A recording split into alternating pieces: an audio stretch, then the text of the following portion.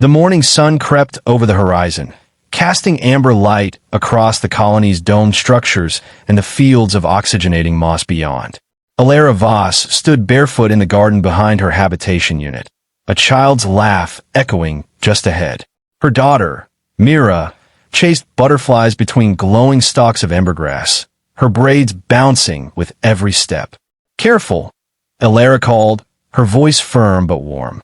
Mira giggled, turning just long enough to wave at her mother before continuing her playful hunt. Elara smiled, softly, as she always did when she let herself feel something. The world had given her few moments like this. She'd learned to recognize their fragility. A pulse beacon hummed overhead, sweeping the sky in steady rotations. Routine surveillance. Quiet days were the rarest kind of treasure out here, deep on the edge of regulated space, 100 parsecs from Earth. Inside the house, water boiled for tea. A digital assistant read headlines from the interstellar commons, diplomatic tensions, minor skirmishes, the usual noise. Elara tuned it out. Her attention remained fixed on her daughter, memorizing every detail. Mira was her entire universe now. It happened fast. A shadow streaked across the sunlight. The surveillance beacon stuttered, once then cut off entirely. A low-frequency rumble shook the air. Birds burst into flight. The sky rippled as a shape broke through the upper atmosphere. Elara didn't hesitate. She was already moving through the back door, down the steps, across the field. "Mira!" she screamed. The girl stopped mid-run, confused. Then the sky tore open. An armored shuttle, matte black and lined with red glyphs, descended with unnatural precision. 6 figures dropped from its flanks, bipedal, tall, insectoid, armor gleaming. The insignia was unmistakable. Varnak Dominion. Mira screamed. Elara saw one of the aliens grab her, yanking her small body up like a rag doll. A second Varnak raised its weapon toward Elara's direction.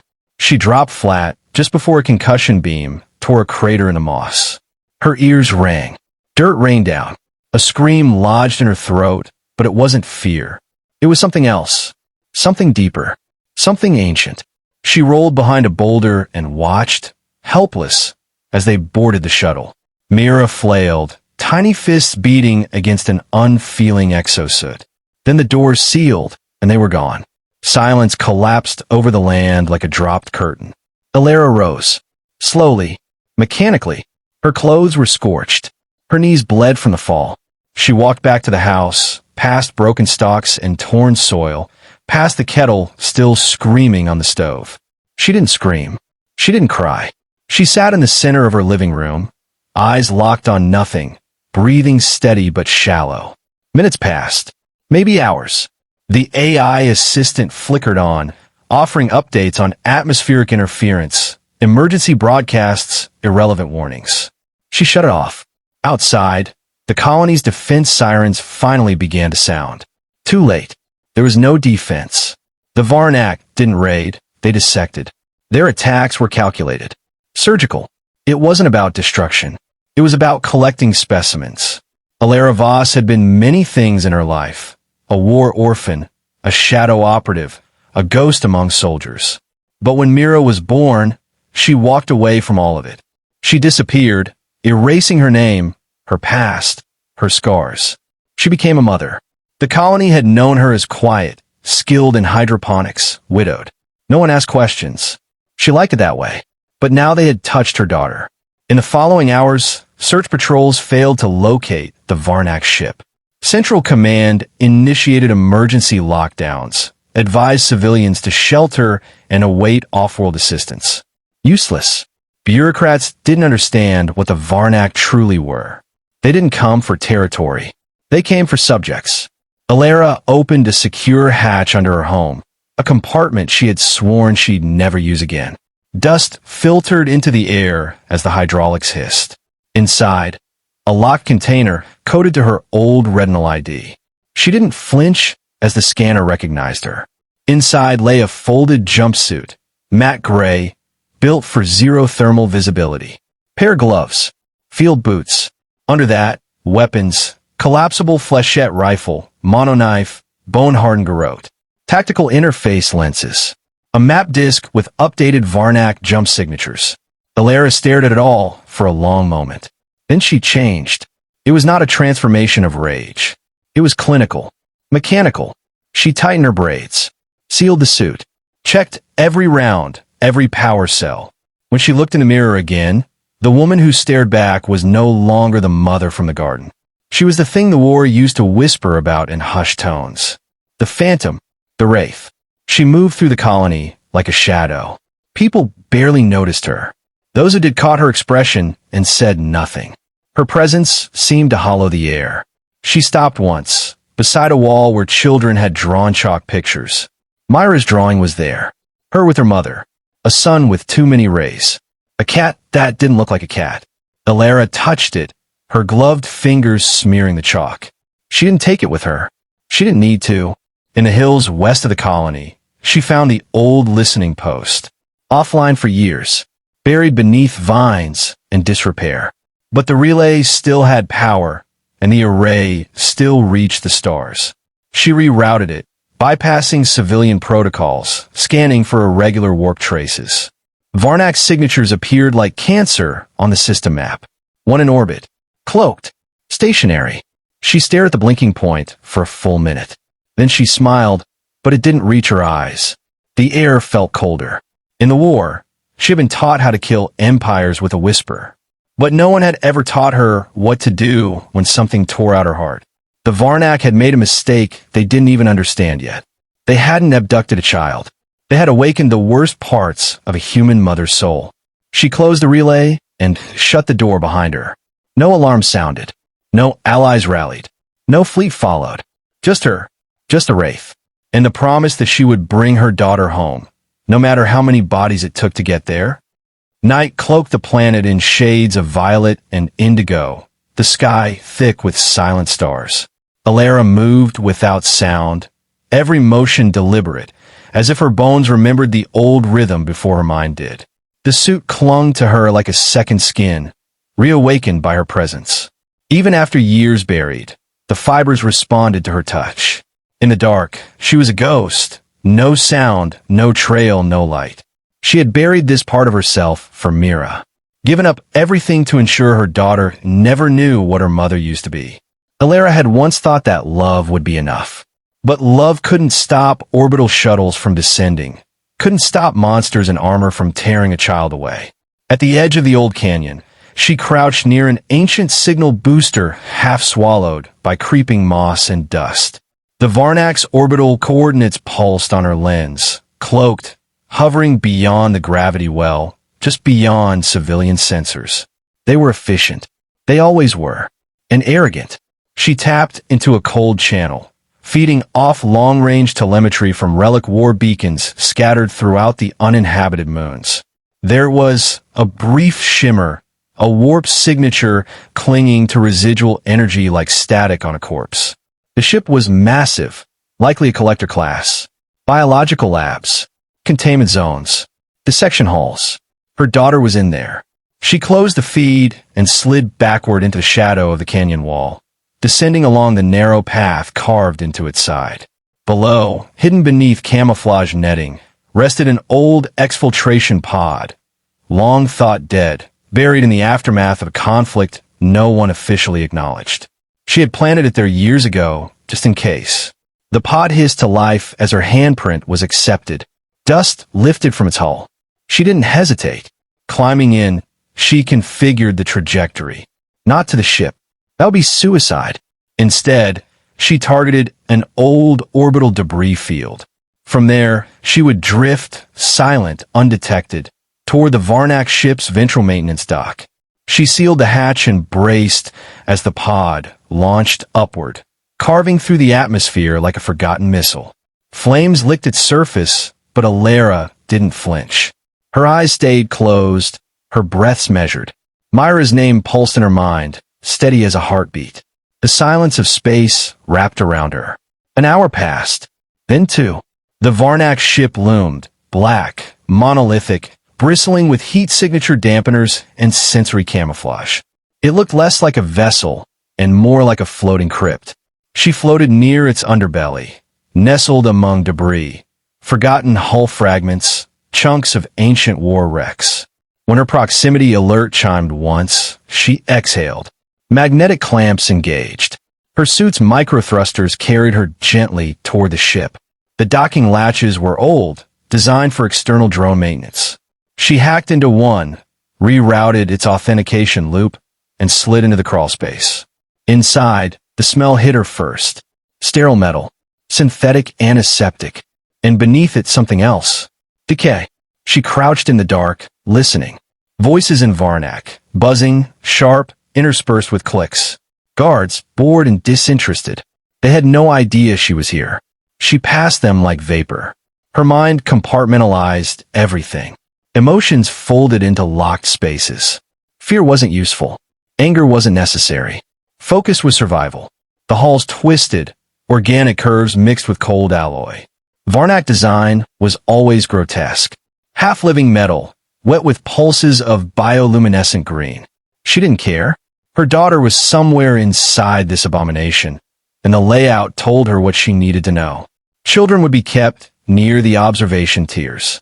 Subjects too small to be threats, which meant minimal security. Arrogance again. Elara pulled a fiber blade from her boot sheath. Its edge shimmered with a vibration tuned to split atomic bonds. Silent. Efficient. She used it quickly. The first guard slumped without a sound, his body folded neatly behind a panel. She took his access node and flicked through its permissions. Surveillance feeds. Cell logs. Biological scans.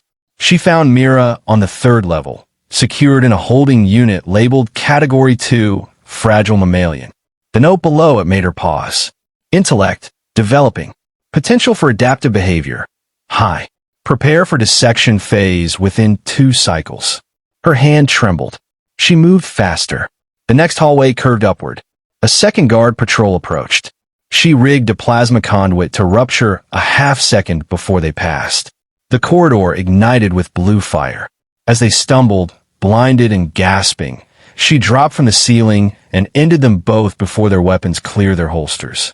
There was no poetry in it, no glory, only execution. She reached the observation deck. The door sealed behind her. Ahead, rows of glass tubes stretched into the dim light. Inside floated specimens, some alien, some disturbingly familiar.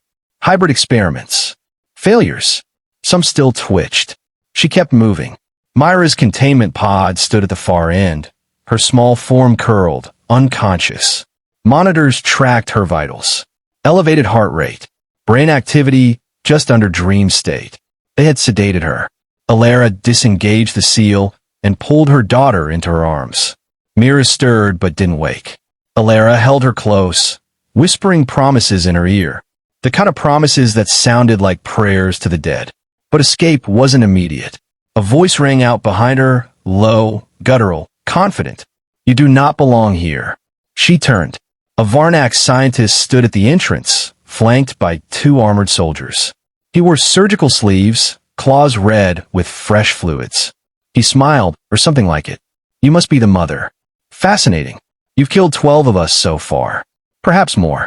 But you are still just a human. Elara didn't speak. The scientist tilted his head. Your kind are emotionally reactive. Predictable. You think saving this offspring matters. You are 1 generation. 1 cell. Nothing more.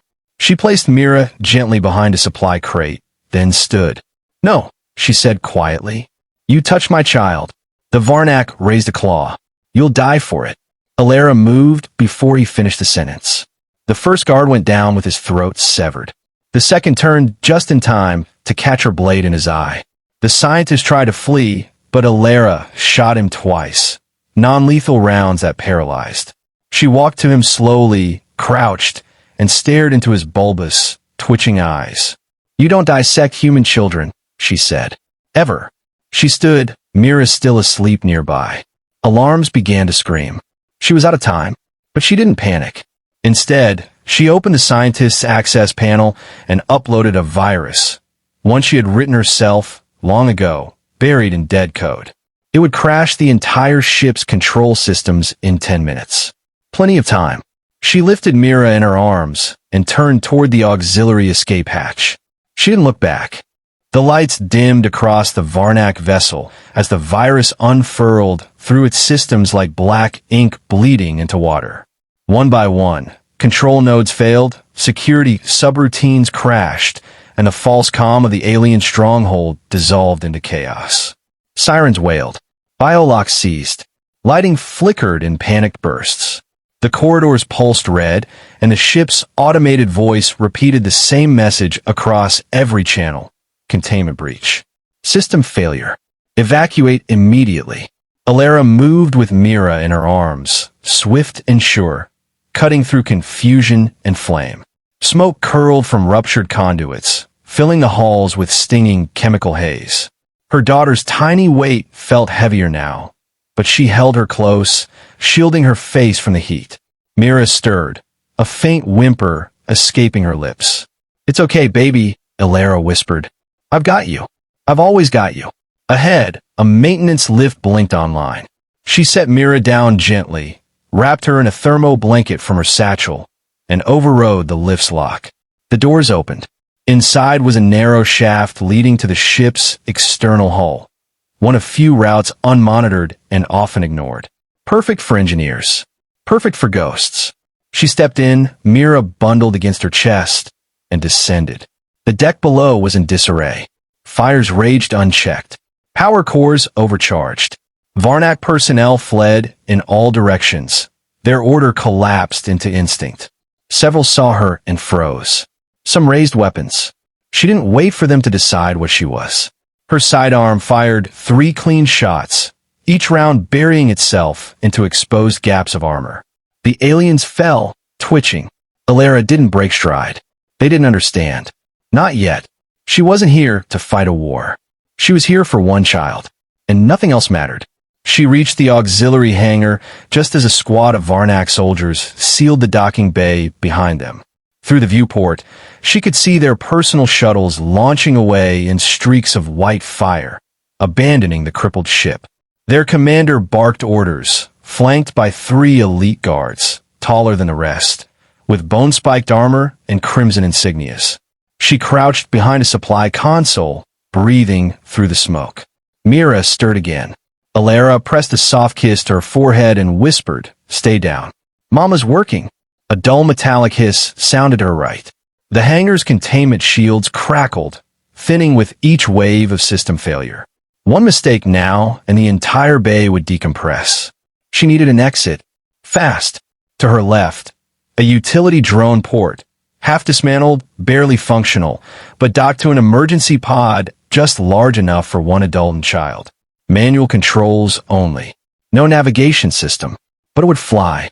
She made the decision in an instant. Sliding from cover, she planted 3 det charges on the ceiling's support brackets. They were weak explosives, non-lethal but loud. Enough to cause panic. Enough to distract.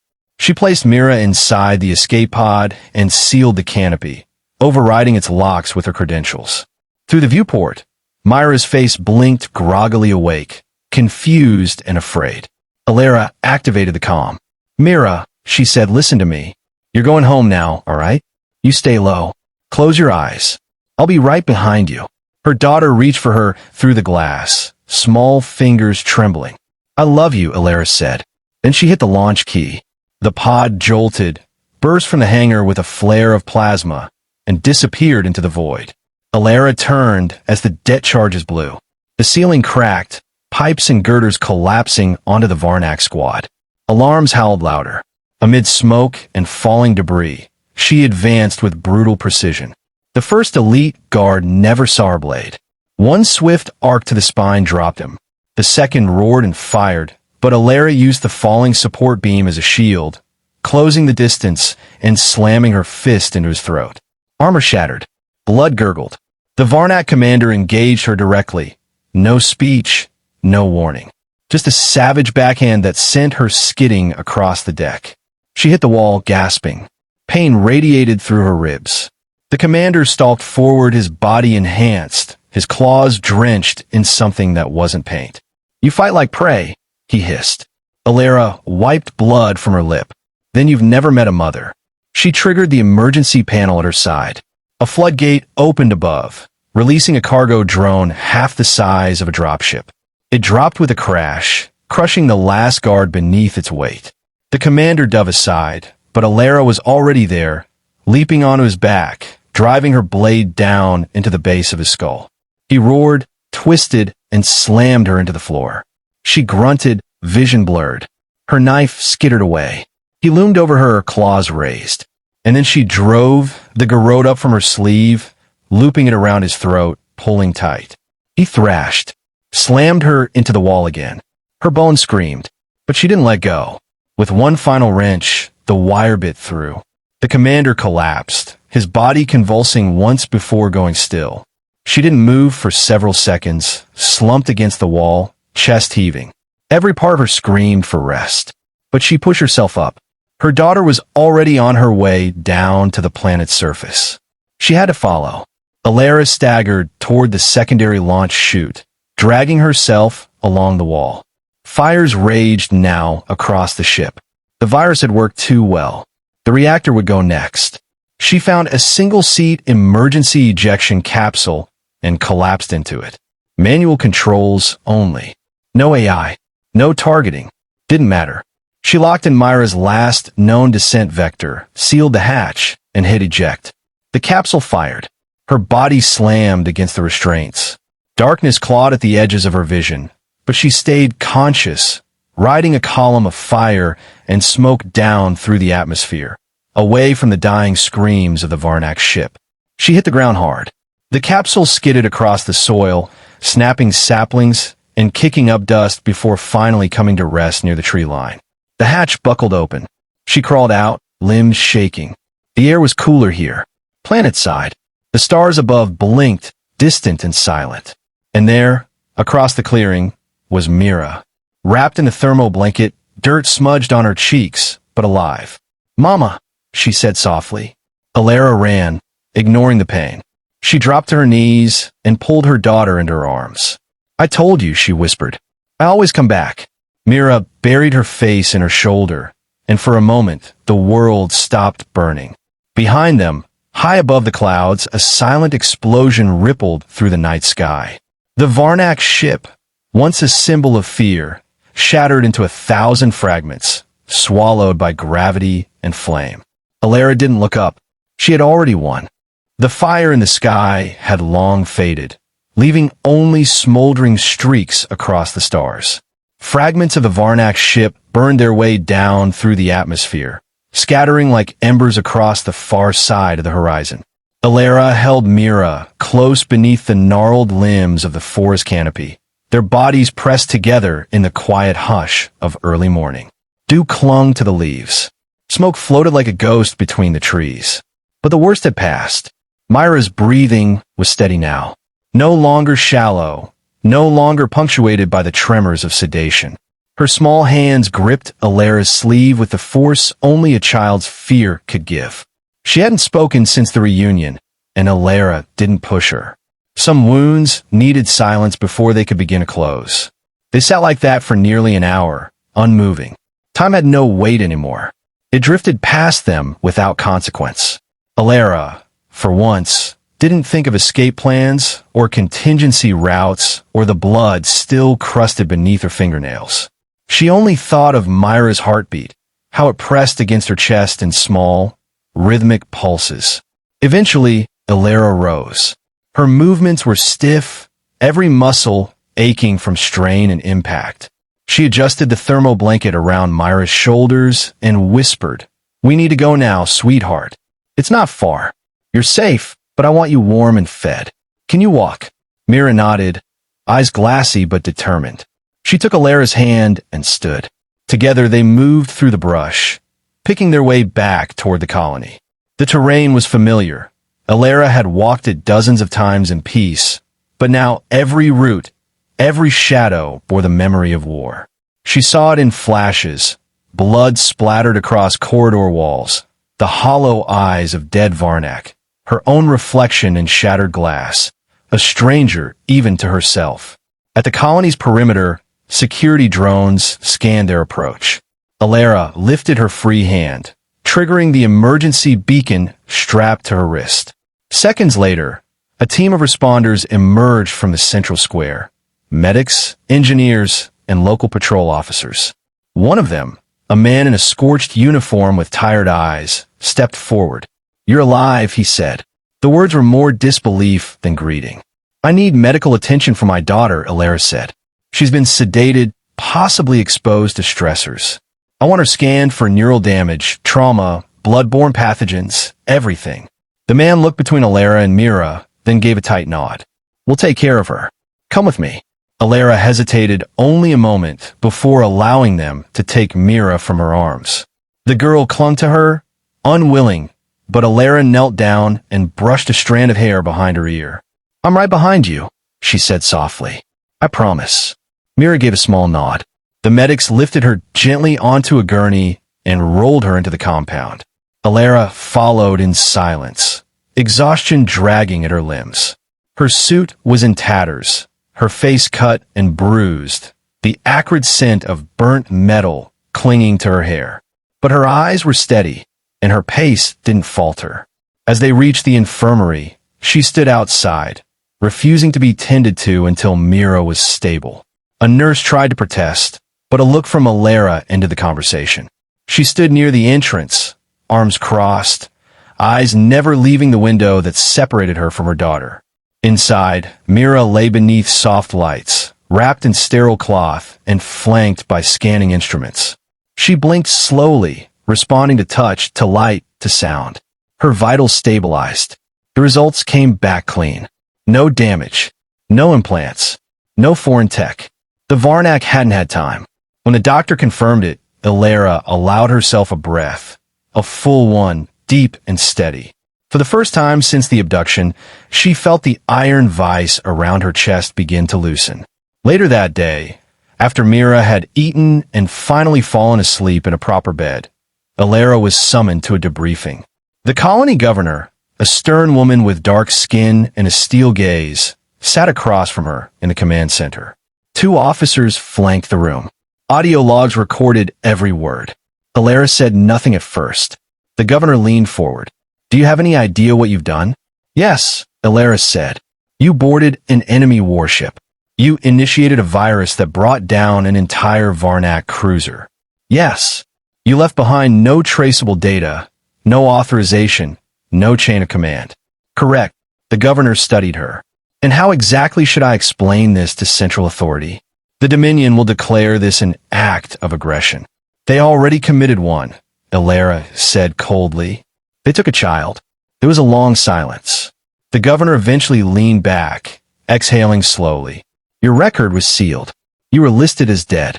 Some of us thought that was deliberate. It was. And now?" Elara didn't blink. "Now they know what happens when they touch what's ours." Outside, the colony's atmosphere stabilized. Ships moved through upper orbit, scanning for residual debris. Nothing of the Varnak vessel remained. Whatever pieces survived would be scavenged by time, gravity, or the silence between stars. Word spread quickly. Whispers carried between outposts, relays, trader fleets. A tale, fragmented, exaggerated, began to form. That a human mother had destroyed a Varnak warship. That she'd gone in alone, left none alive, and walked back carrying her daughter. That the Dominion had made a mistake they wouldn't make again. In the following weeks, Elara remained quiet. She returned to her home, repaired where she could, sat in the garden with Mira under the same sun, though now it felt different, less warm, more watchful. Mira didn't speak much, but when she did, she smiled. She drew again with chalk on the walls. This time, her picture showed a woman standing in front of fire. Behind her, a little girl held a star in her hands. Elara kept that drawing. One evening, as the sky turned deep red and stars blinked into view, Mira curled beside her on the old bench and asked, "Will they come back?" Elara stared into the horizon. "Maybe." Mira was quiet for a moment. Then she nodded. "But you'll stop them again?" Elara looked down at her, something fierce and eternal behind her eyes. "Yes," she said. A long pause stretched between them, broken only by the wind in the grass. Mira leaned into her mother's side, small fingers laced with hers. Elara didn't need medals. She didn't want monuments. The galaxy could debate the story however it pleased. They could twist it, mock it, bury it in politics.